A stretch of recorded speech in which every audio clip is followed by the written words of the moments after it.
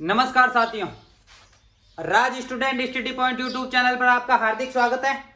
पशुधन परीक्षण भर्ती पार्ट बी की 15वीं क्लास में अब तक हमने स्वस्थ पशु के लक्षण, अस्वस्थ पशु के लक्षण और उनके बारे में तथा एवं कुछ सामान्य रोगों के बारे में पढ़ा था, जिसमें से एक तो था कब्ज और एक था आफरा। आज हम कुछ 2-4 और बचे हुए हैं सामान्य रोग, उनके बारे में अध्ययन कर लेते हैं। ठीक है, जो बचे हुए उसके बाद हम फिर से बाह्य परजीवी और अंत परजीवी रोगों के बारे में अध्ययन करेंगे, लेकिन जो जनरली होते हैं उनके बारे में हम अध्ययन करते हैं। तो सबसे पहले अब हम लेते हैं फूड पॉइजनिंग, भोजन विषाक्तता।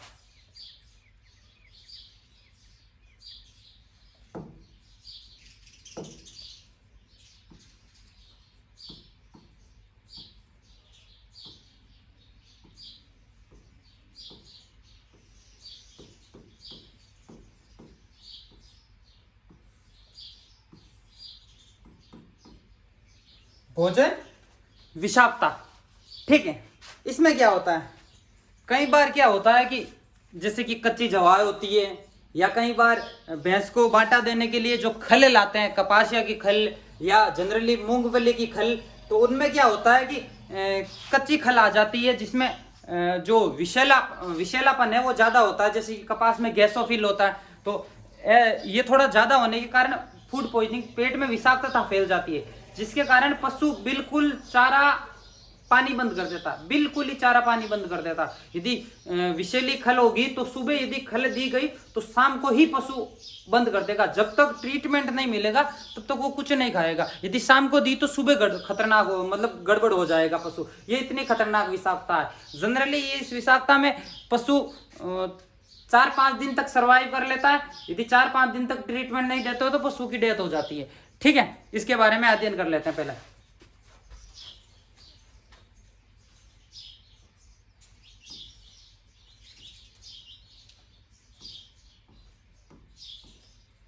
कच्चा हरा चारा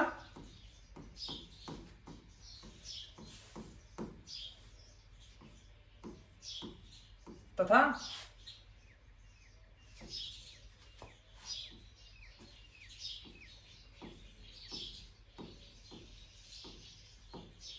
विषैली खल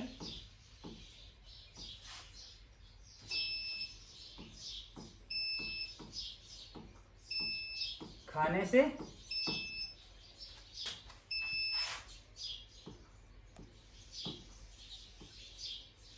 पशु के पेट में विषाक्तता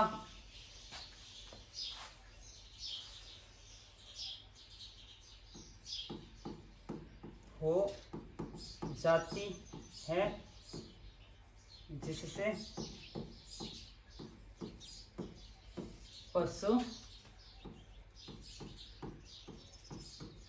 चारा पानी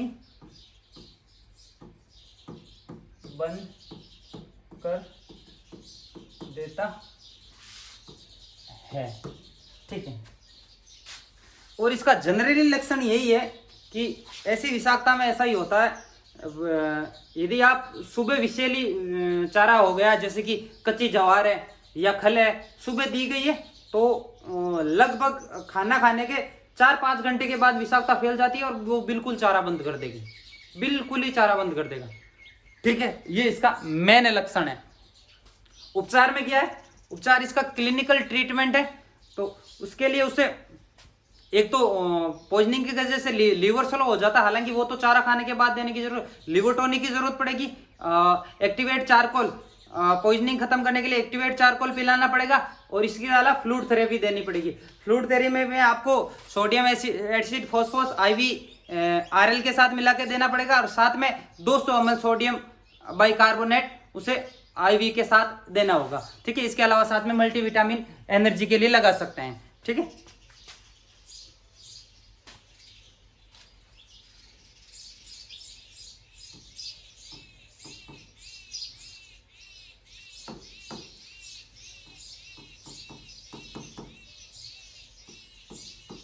सामान्य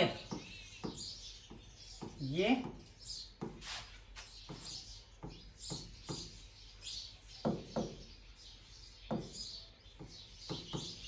कपास की खल से ज्यादा होती है।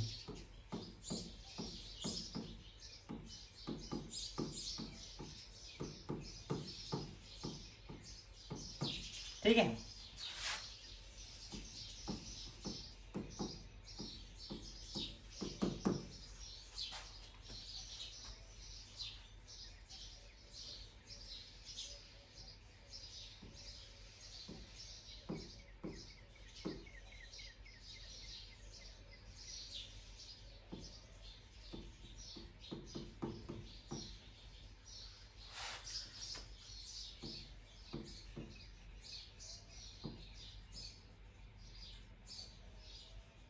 एक्टिवेटेड चारकोल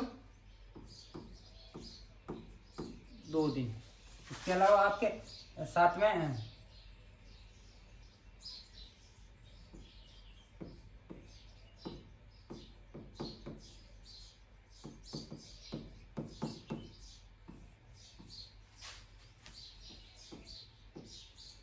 जनरली ये लिवर टॉनिक 5 दिन दिया जाता है ताकि विषाक्तता जड़ से खत्म हो जाए। ठीक है, इसके अलावा इंजेक्शन में देख लो आपके सबसे पहले RL 2 litre plus 200 ml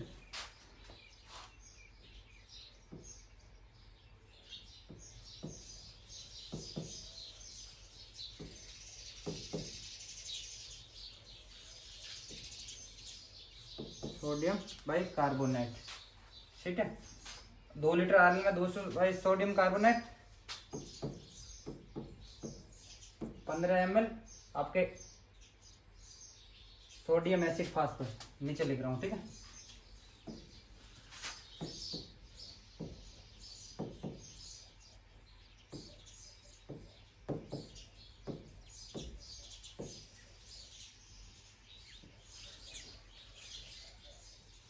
sodium acid फास्फोरेट।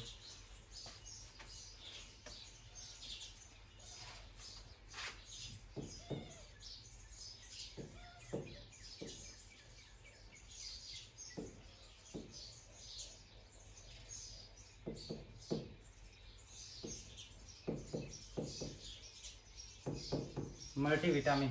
और ये जो सारा ट्रीटमेंट है कौन से रूट से देना है? IV, intravenous IV route. और इसके अलावा आप दे सकते हो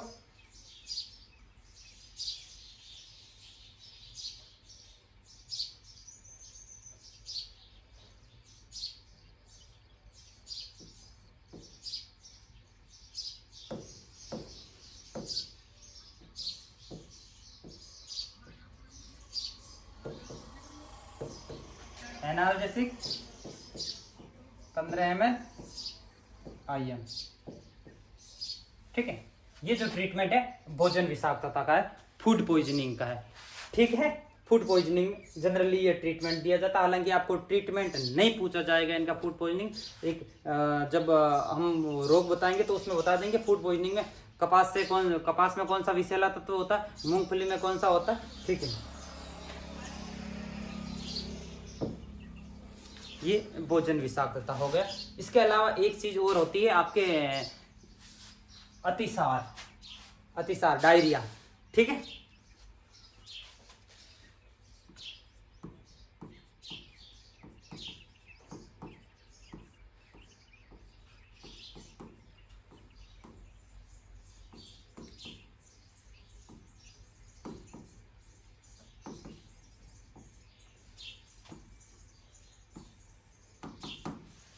अतिसार डायरिया ये जनरली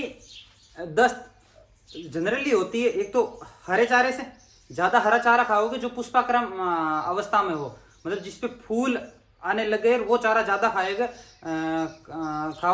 खाएगा पशु, या फिर आपके जो सूखा चारा होता है, सूखा चारा में मया चारा, बिल्कुल महीन चारा होता है, उससे भी ये दस्त लगने शुरू हो जाता है। इसका ट्रीटमेंट है कि सल्फाएमाइडिन दिया जाता है, एंटीबायोटिक, ब्रॉड स्पेक्ट्रम एंटीबायोटिक दिया जाता है, लेकिन जिसमें जनरली सल्फाएमाइडिन दिया जाता है। ठीक है,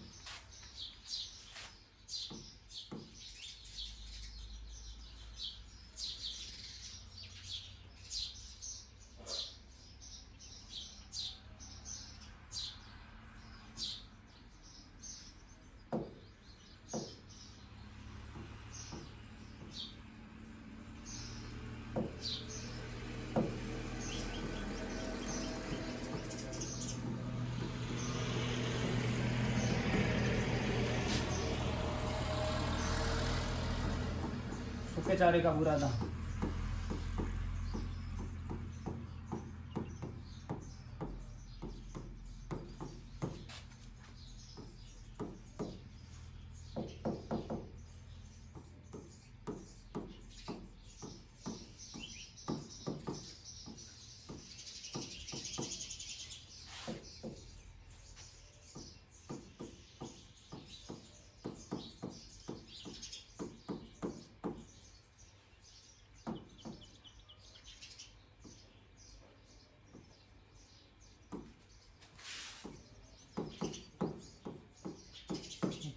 और 10 से पशु जल्दी कमजोर होता है।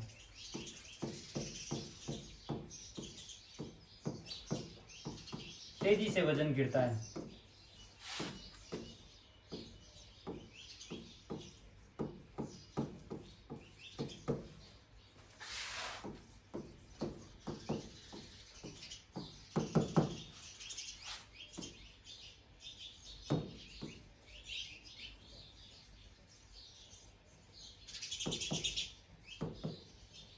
सल्फामाइडिन इंजेक्शन, ठीक है। जनरली साइज के हिसाब से जो बड़े पशु होते हैं उनमें 20 ml दिया जाता है, छोटे पशु होते हैं उनमें 5 ml दिया जाता है, और मिडिल छोटे होते हैं युवा होते हैं उन पे 10 ml दिया जाता है, ठीक है। ये हो गया अतिसार। एक इसके जैसा का जैसा और है, वो है आपके पेचिस, खूनी दस्त, ठीक है, पेचिस।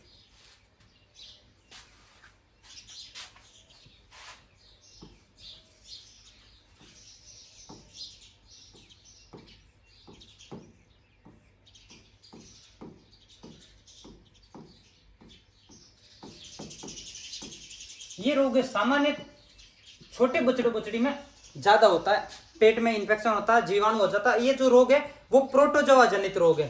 कौन सा है? प्रोटोजोआ जनित रोग है। एक कॉक्सीडियम जर्नई नाम का जीवाणु होता है, या इरेनियम जर्नई नाम का जीवाणु होता है, ठीक है। कॉक्सीडियम जर्नई नाम का प्रोटोजोआ होता है जिसके ये रोग फैल जाता है। इसका थोड़ा कारक देख लेना।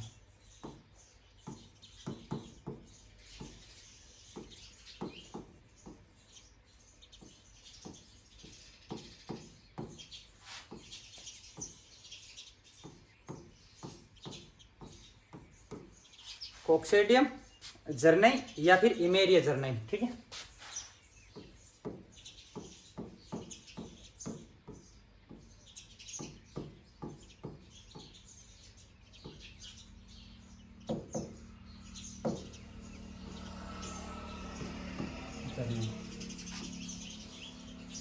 प्रोटोजोआ श्रेणी का है, ठीक है।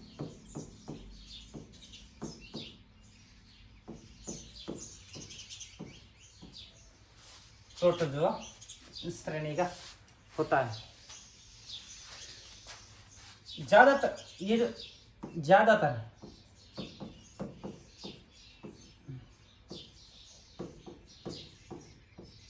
छोटे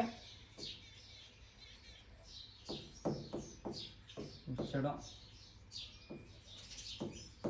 में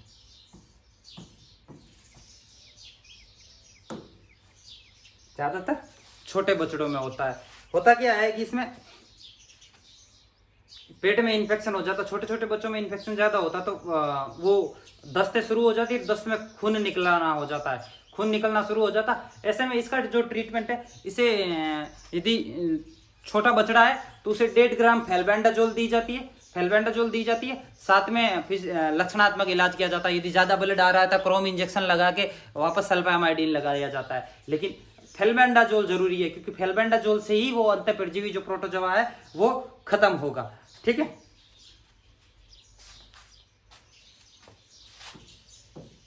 ये जनरली जो होता है बड़ी आंत में संक्रमण करता है, ठीक है, बड़ी आंत में संक्रमण करता है। बड़ी आंत में संक्रमण करेगा जिससे वहां घाव हो जाएंगे बड़ी आंत में और खून निकलेगा, ठीक है। इसका ये जो पाया जाता है सामान्यतः, ये जो कॉक्सीडियम जीवाणु है ये गोबर में पाया जाता है।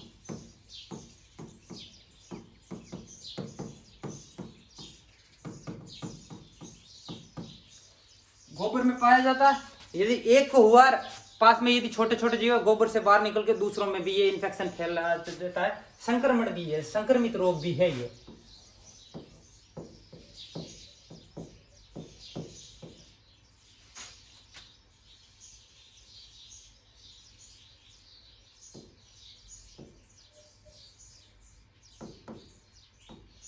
संक्रमण रोग है, ठीक।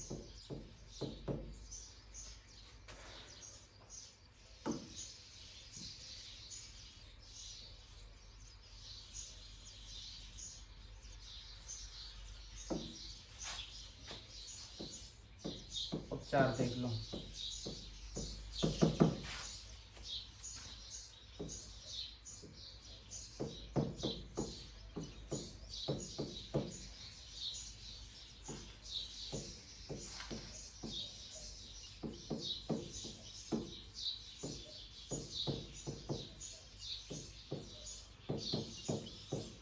डीवर्मिंग करवाई जाती है। ये फेल्बेंडाजोल, एल्बेंडाजोल वगैरह डीवर्मिंग की श्रेणी में आते हैं, ठीक है। डीवर्मिंग का मतलब होता है अंतःपरजीवी खत्म करने के लिए पिलाई जाने वाली दवा, ठीक है। डीवर्मिंग करवाई जाती है।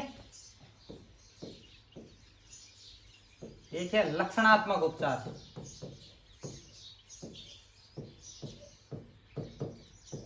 साथ में लक्षणात्मक उपचार किया जाता है। ज्यादा पतली दस्त कर रहा है तो उसे वापस सल्फामाइडिन एंटीबायोटिक लगाया जाएगा। और इसके अलावा यदि ब्लड ज्यादा लॉस हो रहा है तो रक्त का थक्का बनने के लिए क्रोम इंजेक्शन का इस्तेमाल भी किया जाता है, ठीक है। यदि ज्यादा दस्त लगने से फीवर आ रहा है तो फीवर का भी ट्रीटमेंट होता है। मतलब कुल मिला के इसमें लक्षणात्मक ट्रीटमेंट होता है। पेचिस हो गया, अतिसार हो गया, और हमने एक और देख लिया भोजन विषाक्तता। एक चीज है बर्न, देख लो बर्न। एक चीज और है,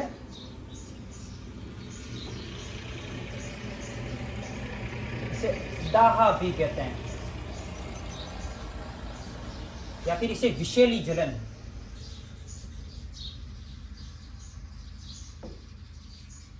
या जलन लिख दो।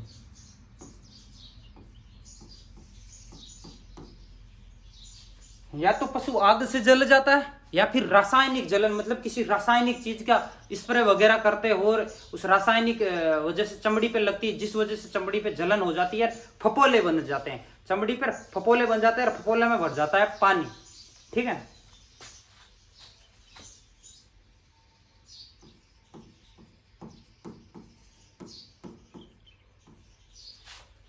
रसायनों के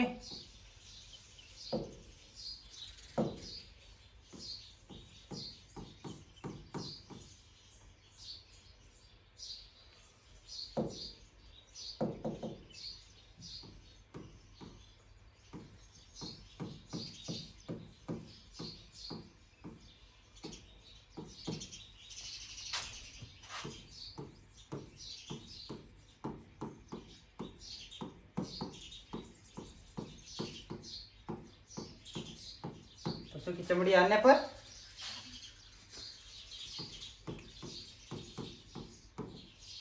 फपोले, फाले बन जाते हैं।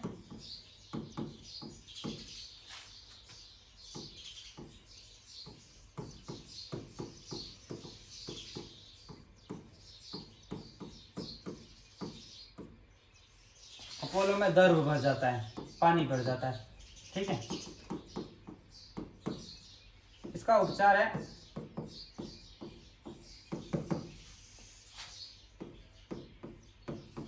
फपोलों के फूटने पर एंटीसेप्टिक मलम